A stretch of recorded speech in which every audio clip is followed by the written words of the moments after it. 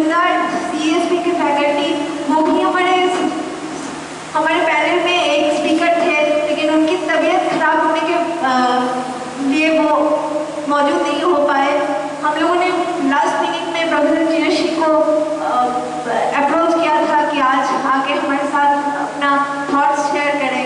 We are really thankful that professor Chirashree took the time off and came here. I would now like to request Professor Ajay Patnaik to come and address the gathering.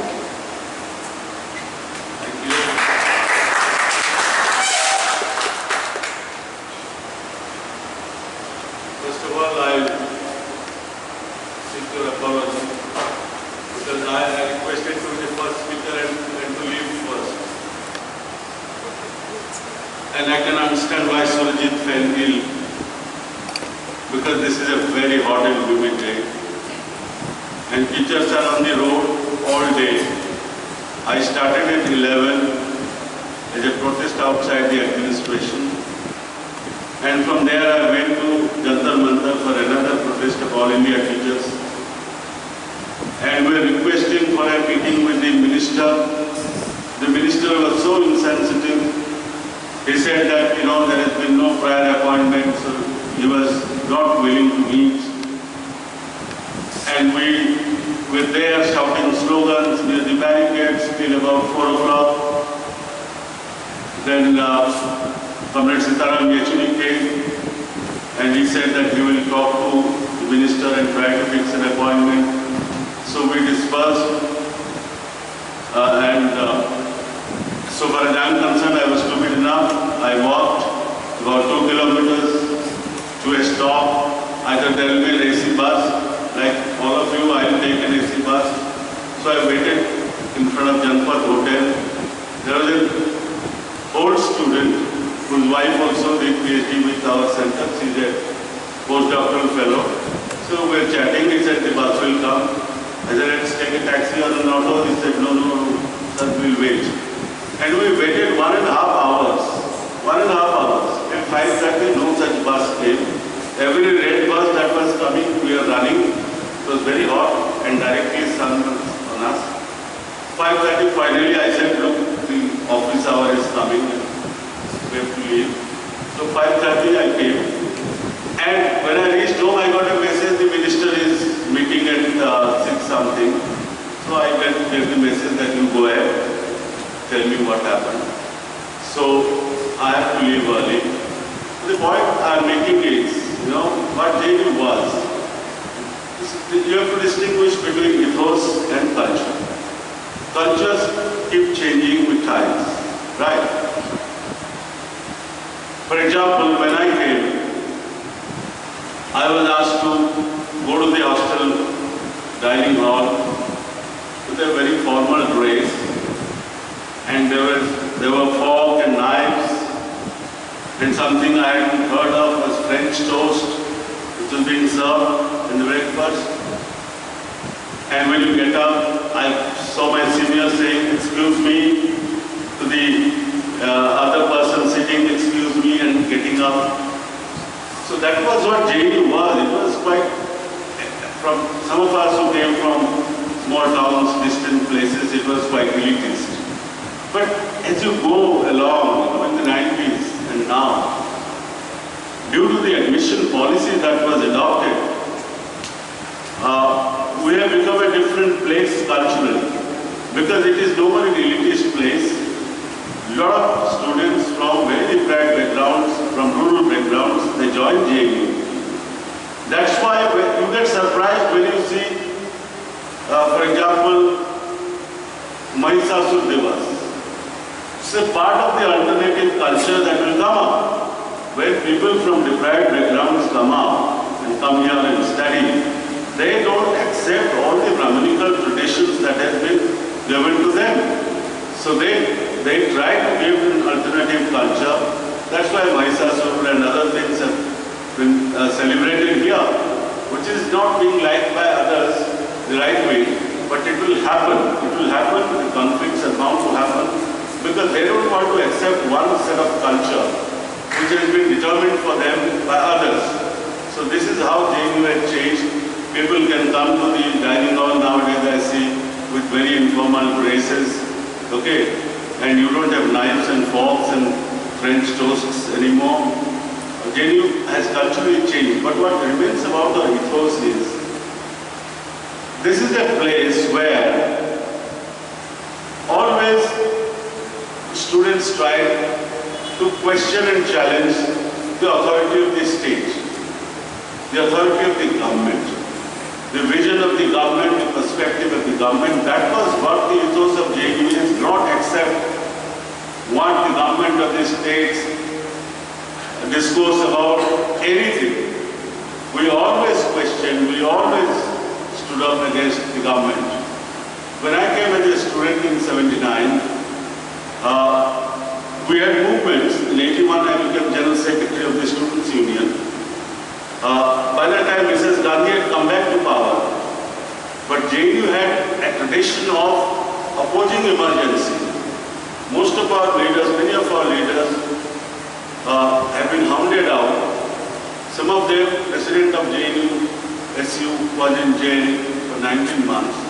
So obviously the university was in no mood to welcome Mrs. Gandhi, even if she had come back to power in 1980. In 1981, SIS was celebrating its 25th year, Silver Jubilee.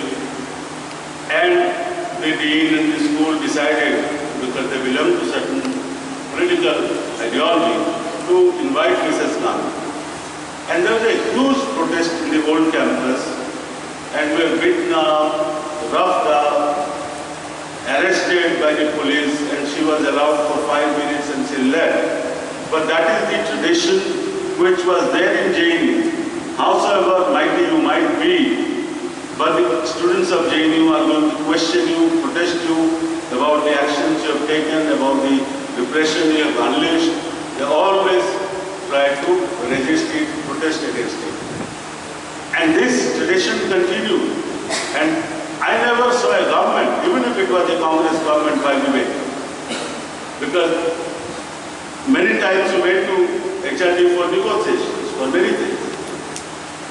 And they always would request us, JNU students should say sorry to ma'am, and you will see how much money, funds you will give to JNU. But we always ignored those kind of requests. But they never were vindictive. That is, student leaders who protested against Mrs. Gandhi, they have to be called anti-nationals, they have to be put in jail. Nothing like that happened.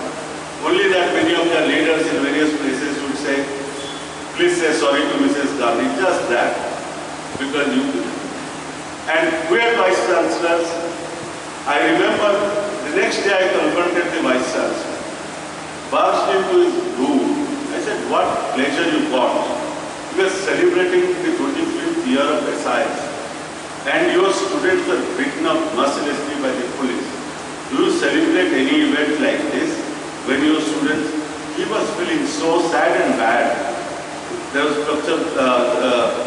Naidu Amma, who was the vice chancellor. He was a good man.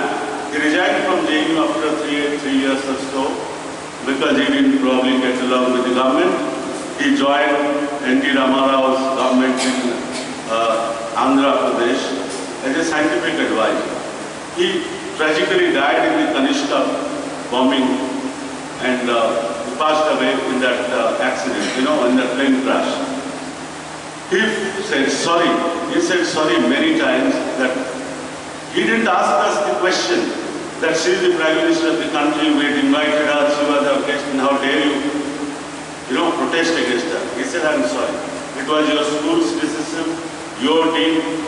We took the protest to Dean's house also that night. But this was the kind of atmosphere in which we are living there.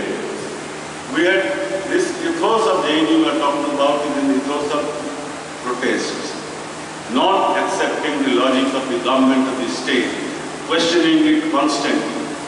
The other ethos of JNU, which we always discussed, was humanism. JNU was and is probably the most human place among all the educational institutions. We used to give the examples of Delhi University nearby, the elections in Delhi University, how violent is the election there, how much money is spent there, how you can go to a college to campaign without 100 or 200 goons with you. You always give this example of JNU and Delhi University and tell them, look at JNU, where we always debated and discussed issues. Like this, we did, post-dinner meetings. It is a sad thing that with the lingo, we don't have good leaders, former student leaders coming to JNU and addressing us during election meetings, but they used to come. And many opposition leaders from right-wing groups, they used to come here. We used to listen and ask questions. So debate discussion was part of JNU culture and humanism. Why I say humanism? That we never believed in violence. We believed in the strength of ideas. We believed in the strength of ideas, ideology. That if your idea is supreme, it is bound to convince most students. Then the strength of your physical strength or violent strength, it will not convince many students. So we try to attract students on the strength of the ideology, the ideas, the political beliefs we had. That was the competition and contest. Humanism, because the students of JNU never believed in the narrow philosophy that we live for ourselves, that whatever we do is for ourselves, that the students' union and students try to only benefit the students of JNU, get them hostels, get them scholarships. This was never the belief. The belief was there is a larger humanity outside JNU which also requires our sustained support, our sustained, struggle for their rights also. That is why JNU students constantly fought for the rights of these workers, casual workers, delivery workers, creche for them, schools for them. I have seen many JNU students from my time till now taking classes for these poor kids, teaching them, without any selfish interest, without any pecuniary benefits, monetary benefits, but trying to teach them, trying to educate them, fighting for that. Some years back I was happy when the students were trying to, enroll them for Provident Fund, that they were doing in front of all the school buildings. For the daily wage laborers, they've always fought for the rights of people who are not strictly, officially, technically students or residents of JNU. But they were workers working here, their rights have been always protected and defended by the students of JNU, the teachers of JNU. The other thing of humanism was, wherever in the country there was a calamity, there was a crisis, it was JNU students who went there, tried to stand with the people there. I was a student in '84 when anti-Sikh riots took place in Delhi. It's from my personal experience. Some of us students were going around and seeing what is happening out of just curiosity and some amount of fear that there is a lot of violence going on. So we started from Munirka and moving towards Vasant Vihar. And then we saw that there is Guru Harkrishan Public School.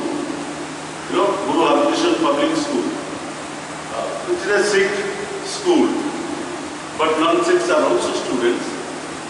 And we saw the principal's house was burning. So we went upstairs, saw the family trembling with fear. And the house on the ground floor was burning. So we took them out, we called the police, and we took them out, some of their stuff, and took them to other faculty houses in that school premises. Then we went, JNU students in large numbers, not only protected the Sikhs, faculty Sikhs were part of the faculty, but their relatives who came into JNU. And we all night we used to keep vigil around the campus. But we went to the camps. I remember I went to Tilakpuri and Trans-Jamuna camps with JNU students to work with them. Then comes Orissa Super Cyclone. I took 50 students of JNU with me to Orissa, boys and girls, just to create in them a sense of empathy, that they see the devastation, they see the human misery. And 50 of them, they went, they distributed, related. Then came tsunami. Then again I took about 15 students to Nagapattinam in Tamil Nadu. And we did that. So everything.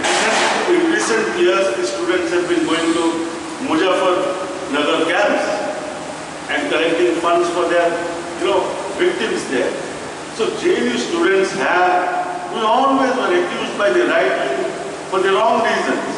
They said you always talk about Vietnam and Cuba. Look at the suffering of the people of Vietnam. We are bombed day in, day out, innocent people, by a mighty power from air. That kind of bombing the world has never seen. And you, like JNU students to speak out, teachers to speak out, they spoke against such things, took demonstrations. They also, on many occasions, any international humanitarian crisis, JNU students have raised their voice. So humanism is a part of our ethos. We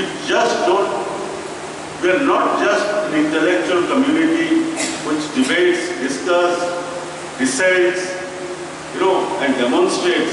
We are a humanitarian community which stands with people in times of need and crisis. So I'm very proud to say I have seen this continuously in all my student and teaching life. As recently as in Muzaffarnagar riots, the students of JNU doing something, standing with the victims of their riots. So this is our ethos, that we are very human, we stand for human values, we stand for also the poor people, the workers, the daily wage workers who are there.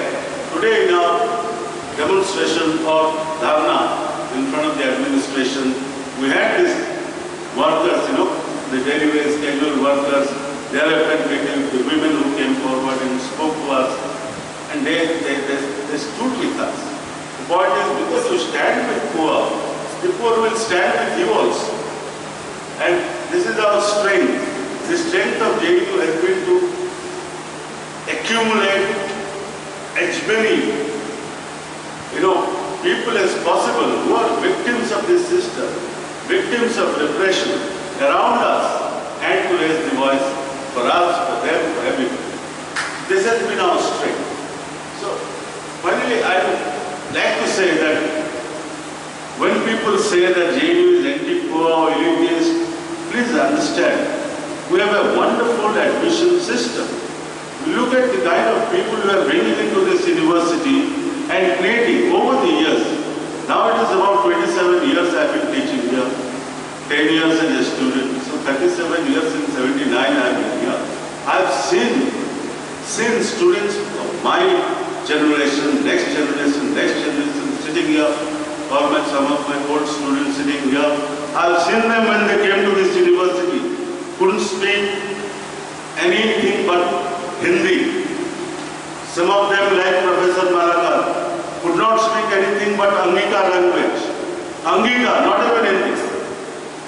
And today you talk to them, the kind of empowerment you have created, the kind of personality you have created, this is the contribution of JNU. That you bring people from the most deprived backgrounds, and by the time they finish JNU, they are totally transformed individuals. They can face the world, question the world, they can challenge the world. This is the kind of university that we're trying to create, we have succeeded in creating to a large extent. Universities are not built within a day. And the great universities like JNU are not just, built like that. A lot of universities have tried to create the ethos that you have. Like for example, Jagatpur University, Pondicherry University in recent times, you find some of the ethos that you celebrate. There is also developing culture and ethos in that those universities, which are like us. But it is so easy to destroy a university, so easy. Like it is being attempted now.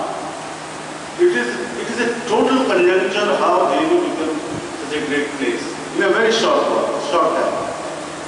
But it's so easy to destroy this university by the kind of work you are doing. The other ethos that I emphasize on is we love the autonomy of this university. We are we are good academically because we are autonomous. The moment you impose something from above, you impose standardization, you impose centralization, will be a different place. That's why all of you who are new students also should realize why these struggles since February. The struggle since February is not for Kanhaiya Kumar. The struggle since February is to defend the autonomy of the university and our right to have alternative views and opinions on what nationalism is, what the country is, what the society is. So that autonomous space, the struggle is for that.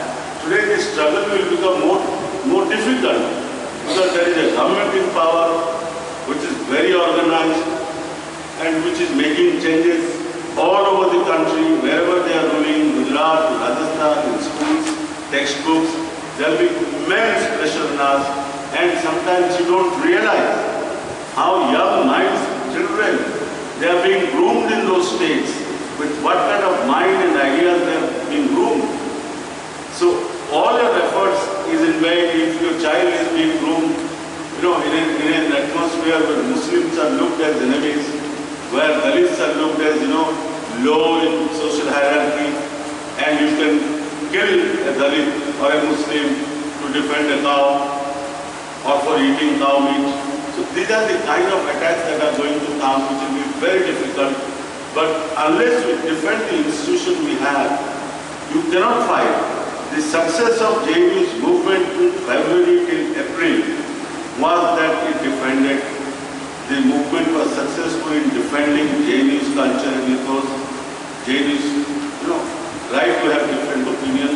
That success has probably given a message to all others. In Hyderabad, students were helpless committing suicide. Imagine. In JNU, nobody committed suicide. They wanted to come to the streets and fight the system.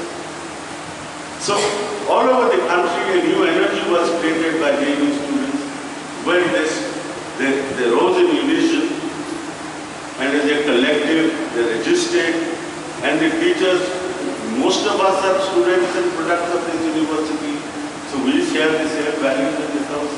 So when we came together, we could give a message, and other universities' protests are starting. Everywhere it will start gradually. Pondicherry is the latest example, but Pondicherry is resisting. Please realize, Pondicherry is not giving up. The students are not giving up. There is a resistance going on now, and this resistance again should not be isolated and finished. I wish and I hope the students of JNU will stand up for Pondicherry University. Some of them will go there, participate with them, because the state always tries to isolate you and finish you. So each one of you separately can be easily, finished, or the movement can be crushed. But if you are, creating linkages with other universities on similar issues, then you will always find more strength in resisting. Finally, dealing with an administration is never easy, especially in current times, when the nexus is very close, very strong. Earlier, the vice chancellors used to have certain amount of autonomy, but today the pressure on vice chancellor, their willingness to subjugate themselves to the government, all this, creates a situation where it is very difficult. So the student movement, I always maintain it, is our strength. For all of JNU's other communities like teachers, Karamcharis, it is the student movement from where JNU derives its strength. It's like a shield for us, every one of us. The student resistance protects us, and that's why I always argue that teachers should always stand with the students. Otherwise, then the next will be our turn. Remember, in 83, student movement was crushed.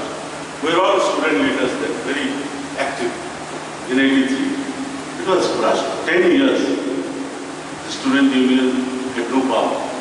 It was a very, very authoritarian sort of administration. And we put out rallies, demonstrations, nothing.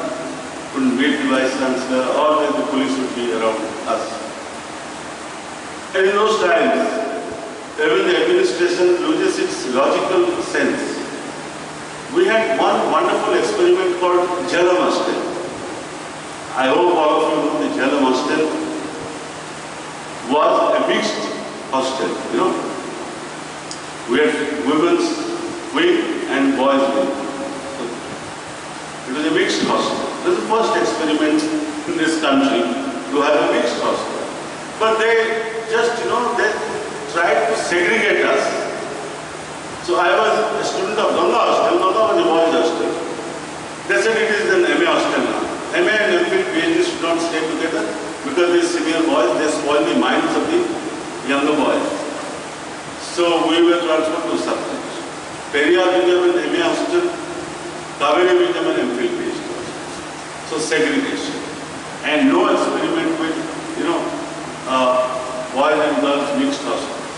There is a lot of protest. Surajit is not here, but around that time he was also an active student leader. And my wife used to be joint secretary of the students in that time, so they used to protest very strongly for keeping this experiment. The administration those days, the student union was weak in 1987. They bulldozed it, they converted JNU, Jhalam into a boys' hostel. And later on, within 5-6 years, when there was hostel crisis, there had so many hostels, Sabarmati and others, which became mixed hostels. But the illogical, you know, authoritarianism prevailed at a certain point of time. And we are all feeling bad because JNU was the pioneer in such things. JNU always loved, you know, kind of new experiments, new boundaries, which Jhalam Hostel was a symbol of that. Then we had this another ethos of JNU that all of you must have realized who have joined JNU, individual freedom, individual choice. That a girl or a boy is allowed to do whatever she likes or he likes. There is no restraint, there is no constraint, there is no public, kind of vilification of a girl smoking or traveling or sitting and having tea like in other universities. The space of the individual is also celebrated here. We not only celebrate our collective space, our autonomy, our freedom to debate, discussion, the individual space is celebrated. Nowhere you will find this. Nowhere you will find this. JNU never a history of ragging.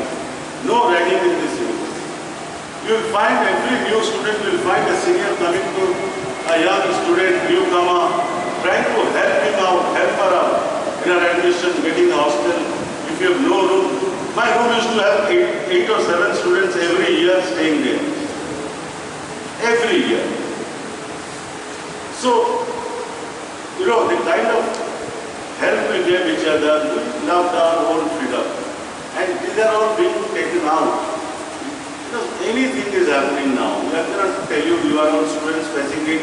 Some of my PDF scholars are here. You try to suddenly one night decide to build a guest house in that old married hostel and then kick them out of the hostel. Why? They've been staying there. They've been old PDF scholars. Give them some other space. Then you decide. But they just get a notice that you will be thrown out. So many things are happening and we have to collectively resist it. We love our autonomous space, both individuals and as collective. We love to speak about the victimized